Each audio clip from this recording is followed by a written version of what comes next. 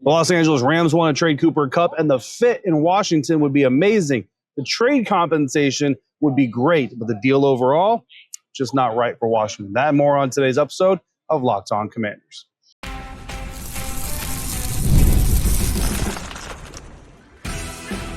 You are Locked On Commanders, your daily podcast on the Washington Commanders. Part of the Locked On Podcast Network, your team every day. Welcome inside today's episode of Locked On Commanders. I am your host, David Harrison. I'm here with you every Monday through Friday as your friend on the ground, covering the Washington Commanders for Sports Illustrated's CommanderGameDay.com, also contributing to WUSA9.com's coverage of the team locally this season. I want to thank you for coming through today. In this episode, we are going to open up the mailbag. I got a few questions from the mailbag we're going to talk about. We are going to bring in Trevor Sikkema of Pro Football Focus to give us his takes and his view on the Washington Commanders. And we're going to kick it all off with another trade coming down the pipe, at least this one almost assuredly happening, as the team has told the player that they are going to be traded. I want to thank you for coming through for today's episode. Everydayers, those of you who come through every single day, I want to appreciate you especially for doing so. And I want to remind you, if you haven't already, please subscribe for free on YouTube or wherever you are listening to this podcast. And if you're new to the show, thank you for giving it a try. Locked On Commanders is your daily podcast covering the Washington Commanders, part of the Locked On Podcast Network, your team every day. So make sure you come back again very, very soon. This episode is brought to you by PrizePicks. Go to PrizePicks.com/LockedOnNFL. Use the promo code, all lowercase, LockedOnNFL to win $50 instantly when you play $5. The Los Angeles Rams are looking to trade Cooper Kupp again. And I don't mean they traded him again. They're looking to trade him again because they also wanted to trade him at one point during the 2024 NFL season. And look, bottom line up front, guys, the fit with Cooper Kupp is amazing. The trade compensation actually would be really, really good. But the deal overall, I just don't think is going to be right for the Washington Commanders and general manager Adam Peters. I got a mixed bag from insiders here. I asked for mailbag questions. I got a lot of them about Cooper Kupp. I got some of them that said, please tell us you're not going to recommend the Commanders trade for Cooper Kupp. And then I got some who think that trading for Cooper Kupp is the perfect move to make and all these things. And just a very mixed bag of people with opinions on this. Now, let's start with the whole way this whole story started. Cooper Kupp himself on social media sent out a message that said, quote, I was informed that the team will be seeking a trade immediately and will be working with me and my family to find the right place to continue competing for championships. I don't agree with the decision and always believed it was going to begin and end in LA. Still, if there's one thing that I've learned over the years, there are so many things that are out of your control, but it is how you respond to these things that you will look back on and remember. I have taken so much pride in playing alongside my teammates for the LA community. So thank you for embracing my family, making this such a special place for us. 2024 began with one of the best training camps of my career. Preparations start now for 2025. Highly motivated, as healthy as ever, and looking forward to playing elite football for years to come. Love you guys, but coming for it all. End quote.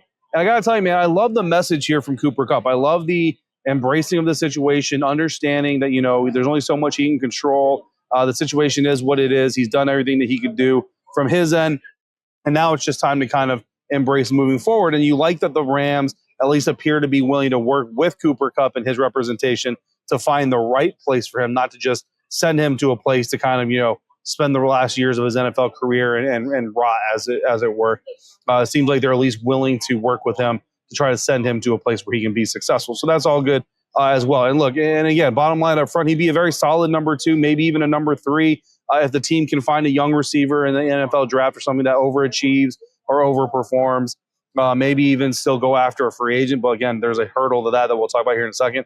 Maybe De'Ami Brown proves at the end of last season wasn't a fluke, and he comes in and establishes himself as that number 2, and Cooper Kupp is more of that number 3, something, along those lines. But when you start to get through the positives, you have to acknowledge the negatives. He does do a lot of good work in the short and intermediate part of the field, running parallel to the line of scrimmage. He's really effective, crossing in front of the quarterback. He's got solid hands. Early speculation says that to get Cooper Kupp from the Rams, it'll probably take a day 3 pick. For the Washington Commanders, no 4th-round pick right now, so that would be a 5th-round pick at the earliest. That's actually a really good draft compensation price to ask for a wide receiver of Cooper Kupp's caliber. There have been some injury and concerns and all those things, and that's where we get into some of these concerns. The rest of it sounds good. Cooper Kupp, he's got a good name, sure, but it's not just a name trade. There is some skill there. There is some ability when he's healthy, but that's where some of these drawbacks start to come in. For one, and for me, probably the biggest hang up here is it would cost Washington $20 million in 2025 cap space. That's according to Spot Track. It would drop them from $82 million in cap space this year to $62 million in cap space this year. And it would cost them another $22 million, 22 plus. That's not a flat rate, but it's an estimate in 2026. That's a terrible 2-year deal for a wide receiver in Cooper Kupp situation, right? Now, AP could do some fancy accounting, right? They have the skill. They have the math skills, Lance Newmark, all those guys. Add some void years, convert some of that base salary into bonuses and spread it out over void years, stuff like that. But you're just kicking the can down the road at the end of the day. You're not getting rid of the money. You're just pushing it down when you have to account for it on your books. So I think that is, for me, that's the biggest hurdle and really the biggest one that I can't necessarily even get by. Like, I can get by the injury concerns because any player can get injured at any time, and we've seen players with injury concerns come into teams and have a healthy season and really be able to ball out. We've seen healthy players get traded to teams and get injured and not be able to contribute at all. So, injuries, you're rolling the dice no matter what you do. So I'm not even so much hung up on that. The Rams did try to trade him in season, like I said, in 2024, which drives the price down even more. I don't know like how far down it's going to go, but it drives the price down even more. He's not as good at separating at the top of his routes like he used to be, and that was really kind of his superpower back in the day, was his ability to separate at the top of his routes. So that's concerning. He's had 2,000-yard receiving seasons in the last 5. Each of his last two has fallen short, and he continues again to struggle with injuries. Hasn't played in more than 12 games in each of the last 3 years, regular season games. So that is obviously a little bit of a concern. So because of all that, as much as I do like Cooper Kupp, and I like the fit, and so like as far as scheme and roster, there's certainly a spot for him. And I like the draft compensation. Day 3 pick for a guy like Cooper Kupp.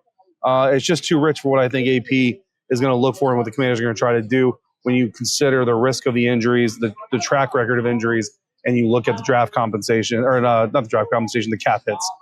Even if you can't stretch that out over some added void years, I just think it's too much at the end of the day for what Adam Peters and this team is trying to do. But what about Pro Football Focus's Trevor Sikkema? What does he think? We're going to ask him about that. Myles Garrett, we're going to ask him just about the state of the Washington Commanders in general, and all of that is coming up next on today's episode of Locked On Commanders, part of the Locked On Podcast Network, your team every day. And today's episode is brought to you in part by Game Time. If you're looking for tickets to your next big event, maybe you need last-minute tickets to the big game this weekend, whether it's concert, a comedy show, a sports game, finding the right tickets at the right price can be a headache. Well, Game Time Picks, it's never been easier. So let me tell you how this works. With Game Time Picks, the app does all of the work for you. It curates the best deals, so you don't have to waste time searching through endless ticket listings. I've been using Game Time Picks for a while now, and here's why I love it. The curated deals, like I said, makes it super simple to find great tickets at a great price. No more sifting through thousands of options, and the seat view feature is a game changer. Before I even hit buy, I can see exactly what my seat will look like in the venue. It's so reassuring. Ready to make your next event even better? Download the Game Time app, create your account, use the code LOCKEDONNFL for $20 off your first purchase. Terms apply. Again, that code is LOCKEDONNFL for $20 off. Download Game Time today. Last minute tickets, lowest price guaranteed. Continuing today's episode of Locked On Commanders with my buddy, your friend, PFF lead draft analyst, Trevor Sikkema.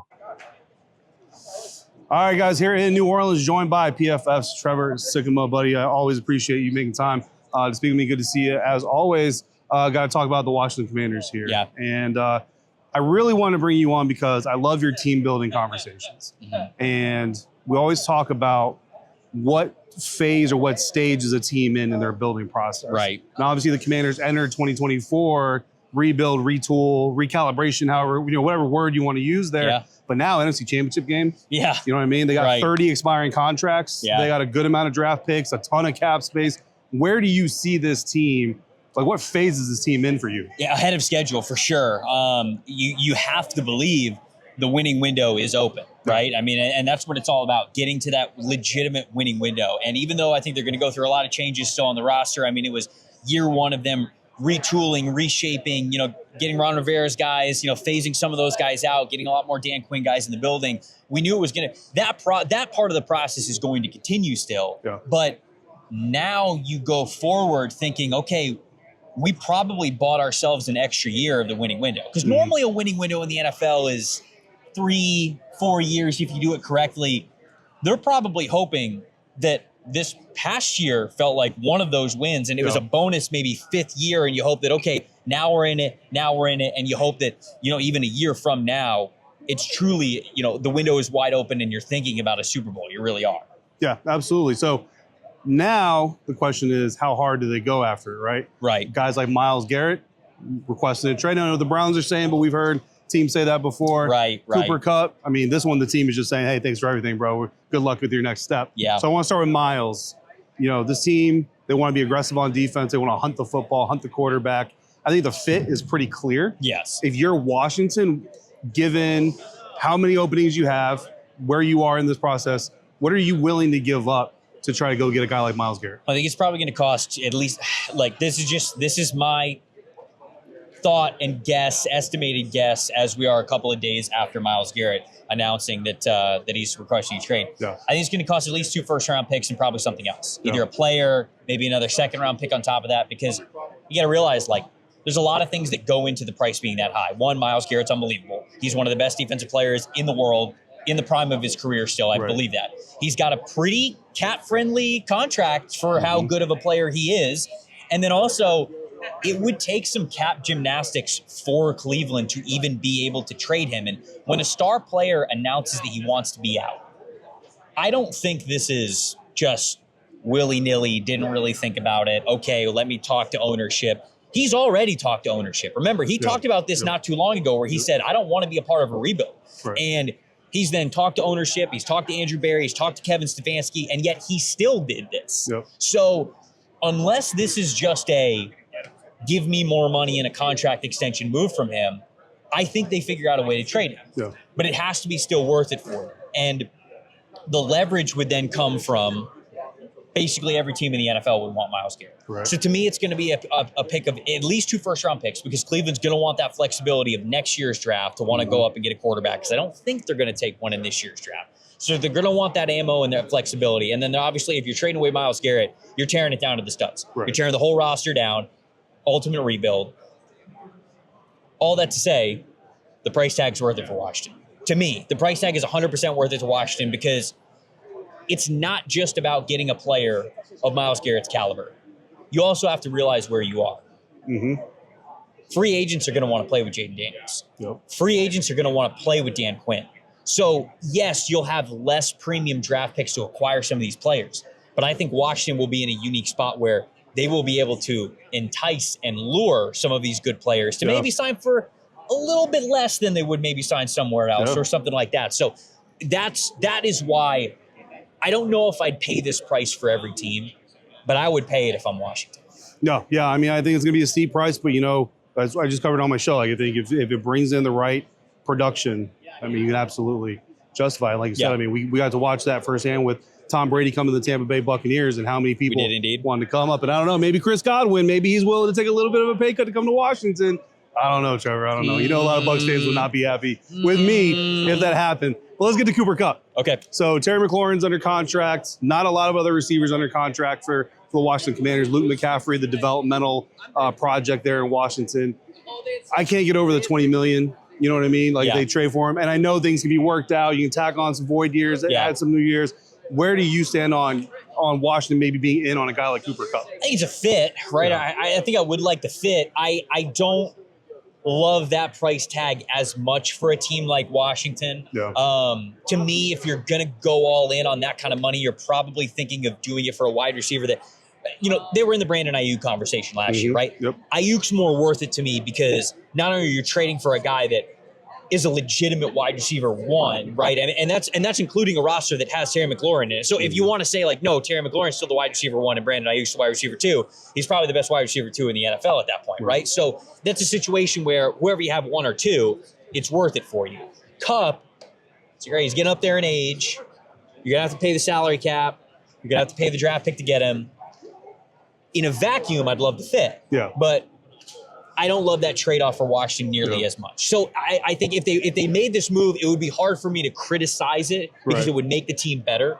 But I'd probably be a little bit cooler on that one if I was Washington. Yeah. So you heard it from me already. Now you heard it from Trevor Sikkema. So if you disagree, that's fine. But I'm just saying, you got two, at least one smart person, one maybe. I've been paid long enough to think I'm smart. You're a smart person. Come on, you gotta give it. I mean, I appreciate you talking about Chris Godwin leaving wasn't smart. But that's from a guy who's handled his Tampa Bay Trey. So yeah, absolutely. So we got to talk draft, right? But I want to talk about the last draft first, Jayden Daniels. Okay. I mean, how much did you believe in him as a franchise quarterback potentially coming in? Again, it's only been 1 year. Yeah. Travis Kelce just said it, like 1 year is great. You got to do it another year. Sure. But how much did you believe in him? Go back into draft season of last year. And how much did he exceed your expectations this season? Yeah, so I had him ranked 21st overall on my big board. I had him as QB3 in last year's draft. I had him behind Caleb Williams. I had him behind Drake May, who had his 1 and 2 in the class. And when I look at Jayden, I didn't doubt the ceiling. Mm-hmm. I just wondered if we would hit it. Because you look at what he was able to do at LSU, incredibly productive. Don't mean to take anything away from him. Well, let's face it. 1, it's college. You're going up against college defenses. Right. 2, you're throwing him Malik Neighbors and Brian Thomas Jr. Not bad, right? Yep. I mean, it's a pretty good Absolutely. situation to be in. And so I just wondered, is it going to be that easy at the NFL level for him? And the crazy thing is, was easier. He was better as a rookie than he was at LSU, which is crazy to think. And so you got to give him so much props for that. The way that he was able to play with so much confidence in a rookie season. To me, we've done some exercises, some way too early redrafts, right? I mean, we did this over on the NFL Stock Exchange show. Connor Rogers, my co-host, and I did it. And of course, the big question of a redraft is, what do you do at 1?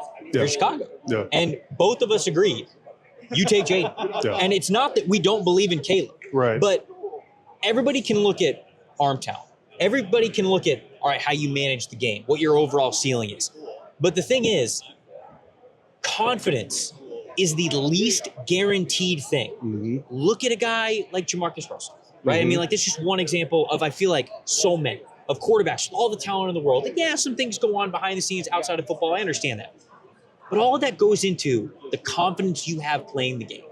And the fact that Jayden was able to be this confident as a rookie, you take that all day, especially given the fact that he's got franchise caliber talent on top of it. So I had him 21st. I was lower on him. I had him as QB3, but it wasn't any sort of like, I didn't believe in the ceiling. I just wondered if we would see it at the NFL level. And not only did we see it, we've already seen even better than what we saw at LSU. No, I agree completely with everything you just said. So let's get to this year's draft, picking number 29 in the first round, 29th pick in the first round. Yeah. So a couple things they could use. They use pass rush help, run defense help, obviously. Yeah. Could use another corner, right? If they move Mikey Sanderson back inside, need another perimeter guy. Right. If they keep Mikey outside, they need a slot guy. Right. Some people want running back. I don't know if first round's too early. Some people want a second receiver, O-line upgrades. Where are the Commanders most likely to get one of the, I mean, it's a pretty wide berth, right? Yeah. Where are they most likely to get like a blue chip if there is one that late in this first round? Blue chip's tough at 29, but it does feel like the sweet spot for this draft of where they're picking edge and corner. Okay. Like I can just think, using the PFF mock draft simulator, a lot of times when I'm picking for Washington at the back end of the first round, a cornerback like Trey Amos from Ole Miss, a cornerback like Siobhan Revelle from East Carolina. Like, I think both of those guys would be fantastic for them. Sometimes Jahdae Barron from Texas can make it to them at the back end of the first round. And then when you look at edge rushers, it's a Jack Sawyer from Ohio State, his teammate JT Tuimoloau. If you want more of a stand-up pass rusher, a Donovan Izaraku type of player. And so, like, there's a lot of different options that they could go with at corner or edge at the back end of the first round. That's typically where I gravitate towards. I'd love another wide receiver, but I'm trying to think of a wide receiver that would be, if a Luther Burden were to fall to them at the back end of the first round, that I think you consider. But outside of Tetron McMillan or Luther Burden, even for as much as I love Egmeke Egbuka, I love Matthew Golden, like I love those dudes, I don't know if I'd pick one of those wide receivers over one of the edge rushers that I think will be left for them. So edge rusher, corner are the two spots that I typically look at the back end of the first round. Makes sense. Trevor Sikkema, PFF. Make sure you already know PFF, so make sure you also know Trevor Sikkema if you don't already. Trevor, brother, I appreciate you. Appreciate it, man. Anytime. Always good. We are looking to get back at mailbag episodes. So I had insiders shoot some questions into the mailbag. We have 3 of them that we're going to pull for this specific episode. That is coming up next on today's episode of Locked On Commanders, part of the Locked On Podcast Network, your team every day. Today's episode is brought to you in part by PrizePicks. The big game is almost here, and there's no better way to make it even more exciting than with PrizePicks, the best place for daily fantasy sports. With over 10 million members and billions in winnings awarded, PrizePicks makes it fun and simple to get in on the action. So here's how it works. You pick more or less on at least 2 player stat projections, and if you're right, you can win up to 1,000 times your cash.